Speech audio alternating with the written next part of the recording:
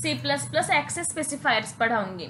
अभी access specifiers मतलब क्या होता है, जो हमारे सारे मतलब क्लासेस के अंदर जो हमारे डेटा मेंबर वेरिएबल्स होते हैं, डेटा मेंबर फंक्शंस होते हैं, वो सारे प्राइवेट होते हैं, वो क्लासेस के मेंबर्स है। ओके, उनका स्कोप कहाँ तक है, क्लास तक ही है। आउटसाइड द क्लास हम उनको एक्सेस नहीं कर सकते। अगर हमको उनको एक्सेस करना होगा तो हम क्या करते हैं, ऑब्जेक्ट से उनको कॉल करते हैं। ओके, आपको मैंने local variables and global variables भी मैंने बताया है।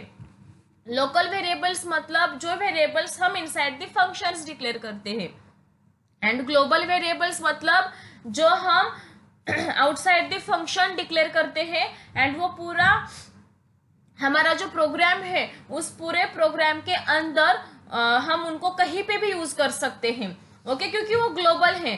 ग्लोबल मतलब हम जैसे कोई भी पब्लिक चीजें कोई भी आके कोई भी यूज कर सकता है, सेम वैसे ही जो हमारे ग्लोबल वेरिएबल्स है वो थ्रू आउट द प्रोग्राम कोई भी फंक्शन हो, कोई भी फंक्शन उसको एक्सेस कर सकता है।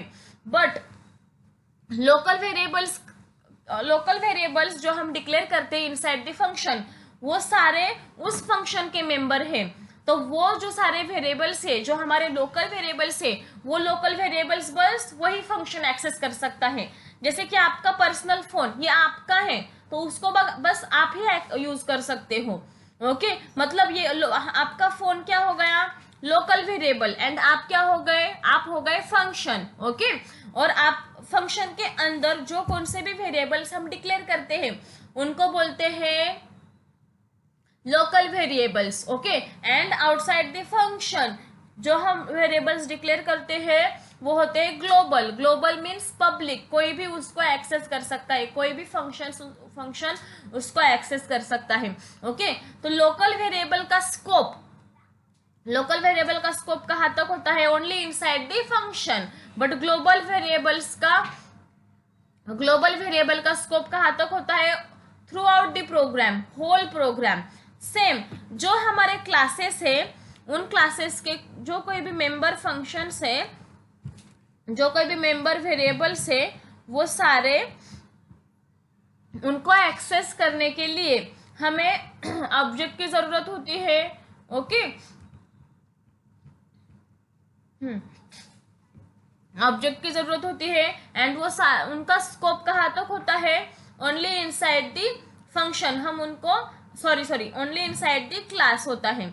अगर उनको हमें आउटसाइड द क्लास एक्सेस करना पड़ता है तो हमें उनको पब्लिक करना पड़ता है। ओके, जब हम पब्लिक करेंगे तभी जाके वो आउटसाइड द क्लास हम उनको यूज कर सकते हैं। तो there are 3 access specifiers. First one is public, second one is private, and third one is protected. अभी पब्लिक मीन्स क्या, members are accessible from outside the class. जो कोई भी वेरिएबल्स हम डिक्लेयर करेंगे, सपोज मैंने यहाँ पे मेरा ये जो क्लास है, क्लास डेमो, इसके अंदर मैंने 2 वेरिएबल्स डिक्लेयर किए, ए कॉमा बी। ये क्या है, उस क्लास के मेंबर वेरिएबल्स है ये। ओके,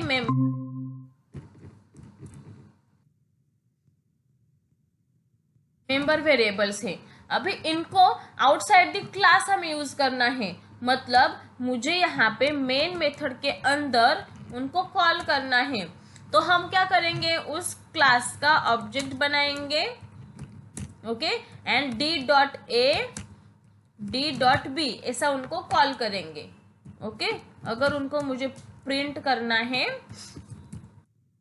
तो मैं क्या करूंगी, d.a एंड d.b, क्योंकि ये क्या है, हमारे क्लासेस के मेंबर्स वेरिएबल्स है, तो इनको कॉल करना होगा तो मुझे उस क्लास के ऑब्जेक्ट से कॉल करना पड़ता है। अभी जो बाय डिफॉल्ट ये प्राइवेट होते हैं, क्योंकि ये क्या है, ये क्लास के मेंबर वेरिएबल्स है, तो इनको आउटसाइड द क्लास एक्सेस करने के लिए हमें यहाँ पे पब्लिक एक्सेस स्पेसिफायर यूज करना होता है। ओके, अगर सपोज मैंने यहाँ पे प्राइवेट डिक्लेयर किए x, y, और मैंने अगर इनको यहाँ पे एक्सेस किया,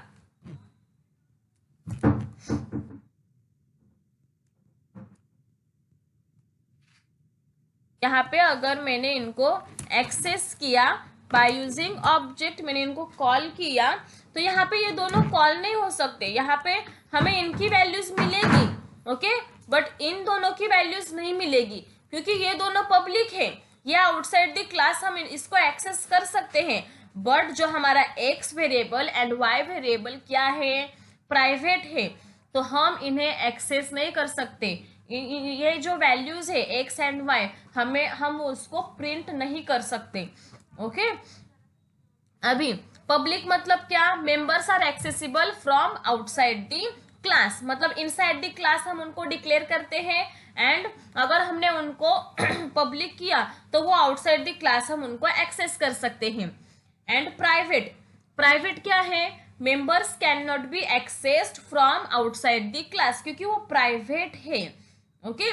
नेक्स्ट प्रोटेक्टेड मतलब क्या, members can not be accessed from outside the class, however they can be accessed in inherited class, okay. अभी इसका मीनिंग क्या है, जैसे पब्लिक आउटसाइड द क्लास हम एक्सेस कर सकते हैं, प्राइवेट हम आउटसाइड द क्लास एक्सेस नहीं कर सकते, लेकिन जो प्रोटेक्टेड है वो प्रोटेक्टेड हम आउटसाइड द क्लास एक्सेस नहीं कर सकते। बट अगर कोई भी इनहेरिटेड क्लास है, जो मैंने पेरेंट चाइल्ड वाला पढ़ाया था ना मतलब मेरा ये पेरेंट, सपोज मेरा ये पेरेंट है, पेरेंट क्लास है, इस पेरेंट क्लास के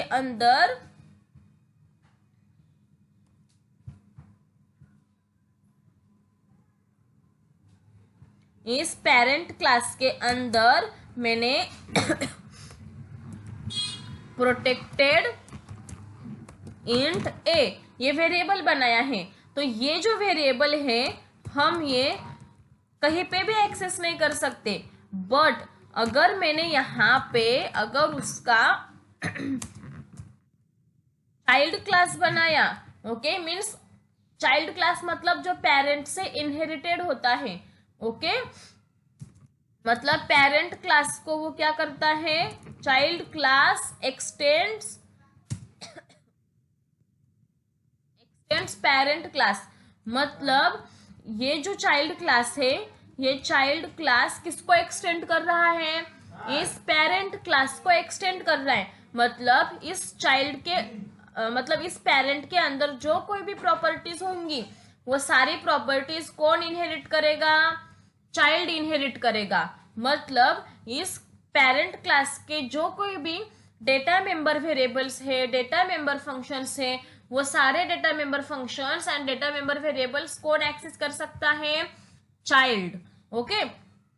प्रोटेक्टेड कहाँ पे अगर मैंने अगेन यहाँ पे कोई तीसरा क्लास बनाया लेकिन वो इस पेरेंट का चाइल्ड नहीं है, ये मैंने एक ऐसे ही कोई तो क्लास बनाया है, ये सैंपल क्लास इस इंट ए को एक्सेस नहीं कर सकता, लेकिन ये चाइल्ड क्लास इंट ए को एक्सेस कर सकता है, क्योंकि ये चाइल्ड क्लास क्या है, ये चाइल्ड क्लास इस पेरेंट क्लास को एक्सटेंड कर रहा है, इसीलिए इस वेरिएबल को बस ये चाइल्ड क्लास ही एक्सेस कर सकता है, ये प्रोटेक्टेड है। फिर अब मैं ये प्रैक्टिकली पढ़ाती हूँ।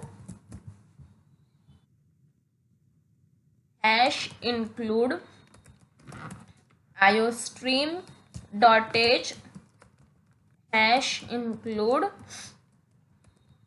onio dot H, sorry void main method clr scr get ch। आता me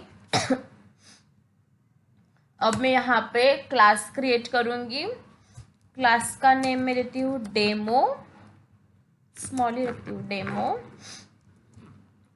and inside the class मैं अभी एक वेरिएबल डिक्लेयर करती हूँ इंट x, एंड उस x को मैं इनिशियलाइज भी करती हूँ यहाँ पे x इक्वल्स टू 10, ओके। अभी मैं यहाँ पे मुझे क्या करना है, उस x को एक्सेस करना है, तो मैं डायरेक्टली उसको एक्सेस नहीं कर सकती क्योंकि वो x क्या है, उस डेमो क्लास का मेंबर वेरिएबल है। तो मुझे यहाँ पे पहले ऑब्जेक्ट बनाना पड़ेगा and then cout d dot x. अभी मैं इसको सेव करती हूँ, save as access specifier dot cpp। अभी control F9, errors, can not initialize a class member here. Okay, हाँ सॉरी, हम वहां पे मेंबर इनिशियलाइज नहीं कर सकते। 2 many types in wait मैं यहाँ पे इनिशियलाइज करती हूँ। हम क्लासेस के अंदर वेरिएबल्स को इनिशियलाइज नहीं कर सकते, only we can declare member variables but we can not initialize member variables. Okay, ये रूल है, वो हमें फॉलो करना है। मैंने ये वहाँ पे इनिशियलाइजेशन किया था इसलिए वहाँ पे एरर आया। अभी मैं इसको रन करती हूँ। अभी क्या एरर आया, demo x not accessible. Okay, ये क्यों एरर आया, क्योंकि ये जो एक्स है बाय डिफॉल्ट हमारे जो डेटा मेंबर वेरिएबल्स होते हैं वो बाय डिफॉल्ट प्राइवेट होते हैं। सो अभी यहाँ पे मैं उसको पब्लिक करती हूँ।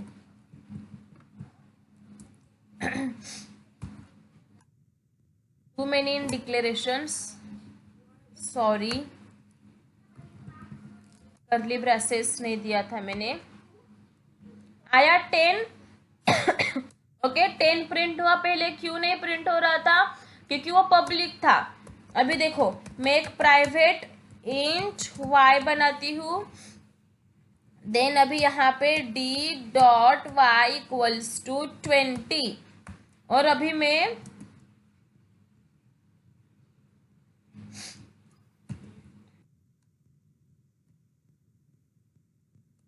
y को प्रिंट करती हूँ। Demo y is not accessible. Okay, क्यों, क्योंकि उसको हमने क्या किया है, प्राइवेट बनाया है ना, इसीलिए वो एक्सेस नहीं हो सकता। मतलब मैंने शुरुआत में ही बताया था ना कि public variables are accessible and private data, जो हमारे प्राइवेट मेंबर वेरिएबल्स होते हैं वो हम उनको आउटसाइड द क्लास एक्सेस नहीं कर सकते, प्रोटेक्टेड है वो। प्रोटेक्टेड में जब इनहेरिटेंस पढ़ाऊंगी उस इनहेरिटेंस वाले लेक्चर में वो पार्ट में कवर कर लूंगी। Okay, thank you for watching my video.